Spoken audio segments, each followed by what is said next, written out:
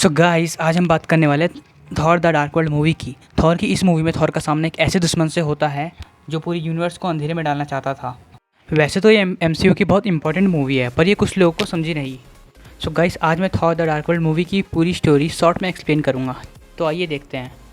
तो मूवी की शुरुआत में लाखों साल पहले का टाइम दिखाया जाता है। यूनिवर्स की जब शुरुआत हुई तब चारों तरफ अंधेरा छाया हुआ था, जिससे जन्म हुआ डार्क एल्प्स यानी अंधेरे के राक्षसों का, जो अंधेरे में ही अपना साम्राज्य बनाने लगे। लेकिन जब ब्रह्मांड में बाद में रोशनी का उदय हुआ तो उससे डार्क एल्प्स को तकलीफ होने लगी, तो उन्होंने एक जगह पर रहना शुरू कर दिया।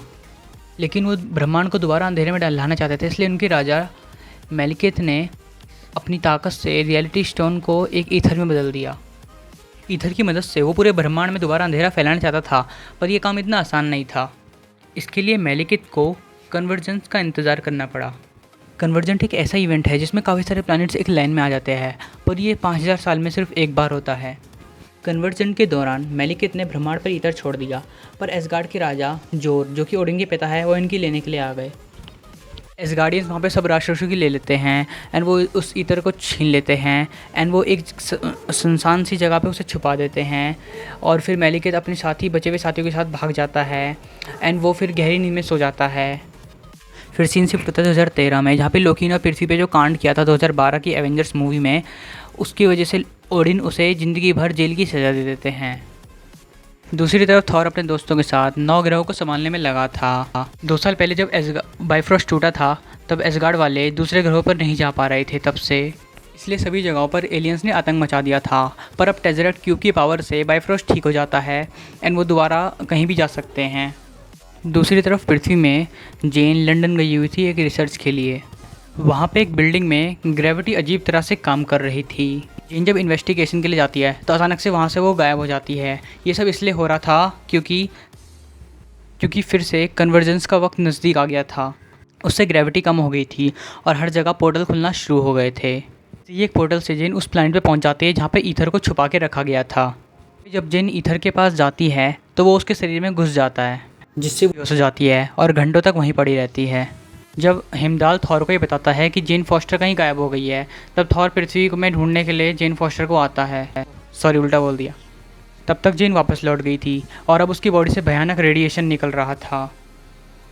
ये सब देखकर थॉर जेन का इलाज करने के लिए उसे एसगार्ड लेकर जाता है। वहाँ पे जब ओडिन जेन को देखते हैं तो वो समझ जाते हैं कि उसकी बॉडी में ईथर है और वो ईथर धीरे धीरे उसकी जान ले रहा था। ओडिन और वहाँ के डॉक्टर उस ईथर को जेन के शरीर से निकाल नहीं पा रहे थे, तब तक जेन ठीक नहीं हो जाती। उसे एसगार्ड में रखने का फैसला किया जाता है।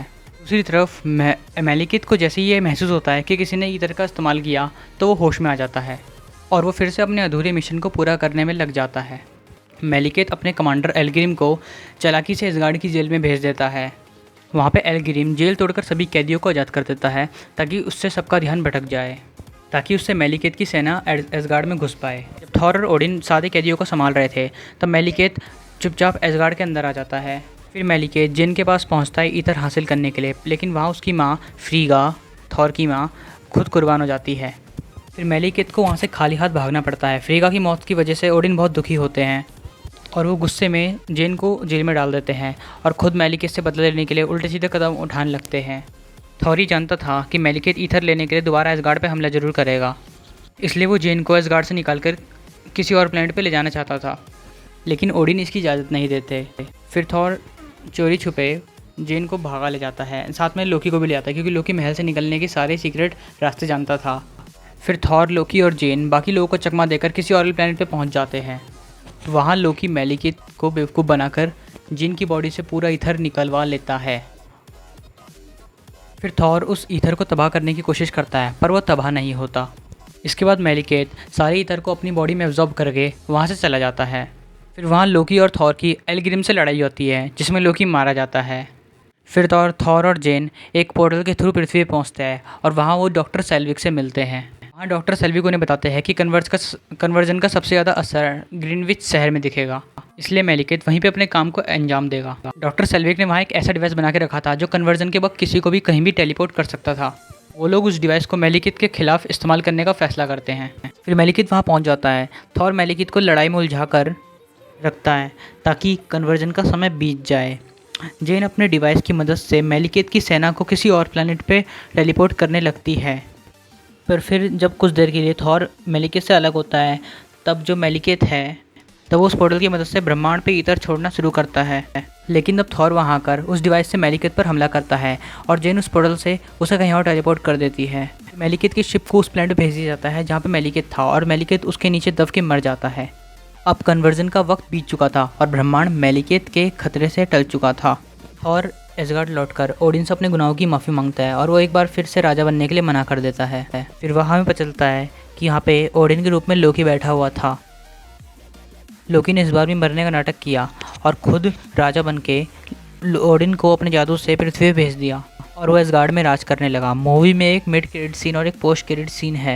इसमें हमें पता चलता है कि एसगार्डियन ने मेलिकेत की बॉडी से ईथर निकाल लिया था और ईथर को एसगार्ड में रखना बहुत खतरनाक हो सकता है, क्योंकि वहाँ पे पहले से ही एक इन्फिनिटी स्टोन है जिसे स्पेस स्टोन कह सकते हैं, जो टेरेजेट के अंदर बंद है। इसलिए वो उसे कलेक्टर के पास जमा करवा देते हैं।